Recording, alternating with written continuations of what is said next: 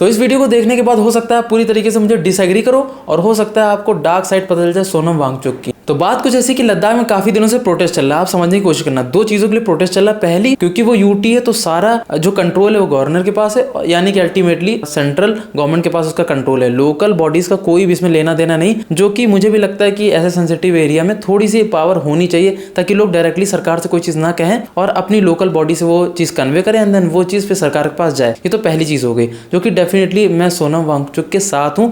लेकिन second point ये है कि जैसे सोनम वांगचुक ने कहा कि हम इसलिए प्रोटेस्ट करें क्योंकि डेवलपमेंट जो भी हो रहा है उसके हम खिलाफ हैं। ये है कैच वाला पॉइंट कि जब आपको पावर चाहिए तो आपने 5th शेड्यूल की मांग क्यों नहीं की, 6th शेड्यूल की, जबकि आपको पता है कि 6th शेड्यूल सिर्फ और सिर्फ नॉर्थ ईस्टर्न स्टेट्स के लिए ही एप्लीकेबल है। और अगर इसको लद्दाख को 6th शेड्यूल वाली पावर देनी पड़ेगी तो इसके लिए कॉन्स्टिट्यूशनल अमेंडमेंट की जरूरत है। आपको नहीं पता कि 5th शेड्यूल और 6th शेड्यूल में क्या अंतर है, तो ऐसे समझ लो कि कुछ लाइक झारखंड या फिर छत्तीसगढ़ में कुछ ऐसी ट्राइब्स हैं जिनको लाइक ऐसी पावर दी गई ताकि लोग उनका गलत इस्तेमाल ना करें। फॉर एग्जांपल उनकी जो भी लैंड्स है वो लोग ऑलरेडी कम पॉपुलेशन में, तो ऐसा ना हो कि उनके जो भी ट्रेडिशन है या भी जो भी उनके कल्चर है उसको खत्म किया जाए। तो उनको ऐसी पावर दे दी गई कि भैया कोई भी आपकी पावर का गलत इस्तेमाल करे तो ये आपके पास एक हथियार है जिसकी वजह से आप अपनी चीज़ों को सपोर्ट कर सकते हो। जो 6th शेड्यूल ये क्लियरली मेंशन करता है, क्योंकि देखो ब्रिटिश रूल से ही कुछ ऐसी ट्राइबल रीजन है लाइक नॉर्थ ईस्ट में, मिजोरम में, मणिपुर में, मेघालय में, जो बहुत समय पहले से ही लाइक सेल्फ रूल में रही हैं। तो ऐसे सेल्फ रूल में उन पे सिर्फ उनको ये पावर देना, मतलब उनको प्रोटेक्शन देना एप्लीकेबल नहीं था। इसलिए power plus protection is equal to 6th schedule, सिर्फ और सिर्फ प्रोटेक्शन यानी कि 5th शेड्यूल। अब लद्दाख में डिमांड की जा रही 6th शेड्यूल की, जबकि पता है कि ये चीज़ देना थोड़ा सा ट्रिकी हो सकता है क्योंकि लद्दाख बॉर्डर रीजन को शेयर करता है और डायरेक्टली अगर हम 6th शेड्यूल की पावर उसको दे देंगे तो पूरी तरीके से जो भी सेंटर का उस पर कंट्रोल है वो ख़त्म हो जाएगा कहीं ना कहीं। तो ये गलत है। तो अगर आप डिमांड कर रहे हो तो आपको 5th शेड्यूल की डिमांड करनी चाहिए, 6th शेड्यूल की नहीं करनी चाहिए। अगर सच में आप एनवायरनमेंट को बहुत ज़्यादा प्रोटेक्ट कर रहे हो, क्योंकि वहाँ से वो चीज़ें कवर अप हो जाएंगी। और दूसरी बात ये कि सोनम वांगचुक के लिए ये क्वेश्चन इंपॉर्टेंट है कि अगर आप सच में एनवायरनमेंट को प्रोटेक्ट करना चाह रहे हो तो चाइना, जो कि इंडिया का जो भी पार्ट है लद्दाख वाला, सिंजियांग रीजन, तिब्बत वाला, वहाँ पे जब उसने वो चीज़ें ऑक्युपाई कर ली तब तक आप कहाँ थे? तब आपने प्रोटेस्ट क्यों नहीं किया? क्योंकि इतने एक्सटेंसिव तरीके से कर रहा है कि फ्यूचर में उसका बहुत ज़्यादा बुरा असर पड़ेगा। तब तो आपने कभी आवाज़ नहीं उठाई, जबकि आपको ये कहना चाहिए कि वो तो हमारा पार्ट है, उसमें चाइना डेवलपमेंट कर रहा है। तब तक आप कहाँ थे? और आज जब इंडिया डेवलप कर रहा है, अब देखो दो तरीके होते हैं। अगर अरुणाचल में जो भी वहाँ के टूरिस्ट हैं उनको वहाँ पे बढ़ाओ, क्योंकि अगर लोकल या फिर टूरिस्ट ज़्यादा उस पर्टिकुलर जगह पर जाएंगे तो ईजिली नहीं होगा इंक्रोचमेंट, जो कि चाइना सलामी स्लाइसिंग करता है, धीरे धीरे अपना जो भी हमारी कंट्री का एरिया वो धीरे धीरे अपने एरिया में शामिल करता है, वो ईजिली पॉसिबल नहीं हो सकता है। दूसरी जगह आप ये बोलते हो कि लद्दाख में जो भी हमारा डेवलपमेंट है वो ना करो। अगर हम डेवलपमेंट नहीं कर रहे हैं और चाइना कर रहा है तो धीरे धीरे चाइना हमारी तरफ बढ़ेगा। भी हमें भी डेवलपमेंट करना उतना ही ज़रूरी जितना चाइना का ज़रूरी है। मैं बताता हूँ क्यों। देखो, हो सकता है अभी तक आपको चीज़ें समझ ना रही हो, लेकिन शुरू से शुरू करते तो शायद आपको ज़्यादा अच्छे से क्लियर होगा।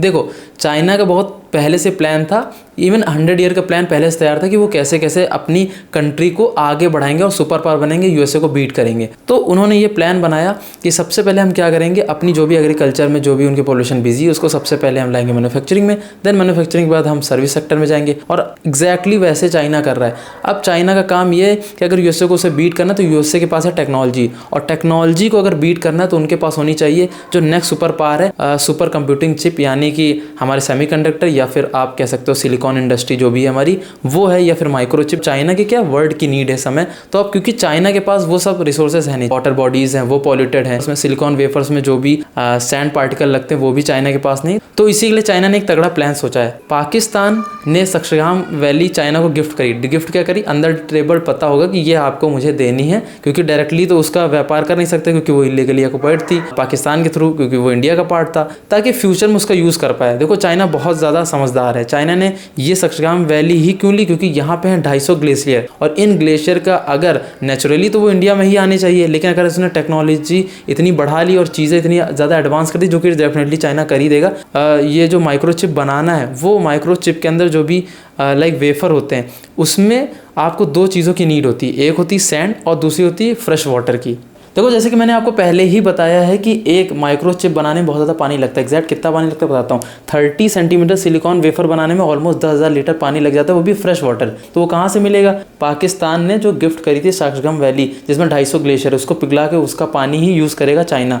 और इसीलिए जो चाइना की सबसे बड़ी कंपनी है जो कि डेफिनेटली पीएलए ही रन करता है, उसको जीसीएल पॉली एनर्जी होल्डिंग्स, उसके अंदर एक छोटी सी कंपनी है, ये है एमटी पॉली सिलिकॉन कंपनी। वो धीरे धीरे अपने ऑपरेशंस लगातार कर रही है, रिसर्च कर रही है कि कैसे माइक्रोचिप्स वो बना पाए। वहाँ पे सैंड पार्टिकल जो भी लद्दाख का डेजर्ट है वहाँ से वो लोग यूज़ करते हैं, एंड देन जो फ्रेश वाटर है वो फ्रेश वाटर तो ग्लेशियर का पानी, उससे वो लोग माइक्रोचिप डेवलप कर रहे हैं। क्योंकि उनको भी पता है अगर यूएसए को उन्हें बीट करना है टेक्नोलॉजी में किसी भी चीज़ में, तो इनको ये सब माइक्रोचिप लार्ज लेवल पे बना के बाहर कंट्रीज में डंप करनी होगी। जो चाइना का नेक्स्ट सुपर पावर बनने का सपना वो सिर्फ इसी चीज़ से पूरा होगा। इसीलिए अब इंडिया ने क्या किया, उसने भी वही चीज़ सोची कि जब 250 ग्लेशियर लेने से पहले अगर हम ही पहले आगे चले जाएं और उन ग्लेशियर का यूज़ कर लें with the help of Japan, south Korea और ताइवान की टेक्नोलॉजी का यूज़ करके, तो आजकल प्रोटेस्ट हो रहे हैं कि सबको ये समझ आ रहा है कि भैया एनवायरनमेंट की प्रोटेक्शन करनी, ये करनी, वो करनी। तो शायद आपको समझ आ रहा हो कि ये चीज़ें कौन ये कैंपेन रन कर रहा है। वेल मैं कुछ भी ऐसा नहीं कह रहा हूँ, अपने पर्सनल ओपिनियन से जो चीज़ें मैं बस वही बता रहा हूँ। तो होप आपको ये चीज़ें समझ आ गई होंगी।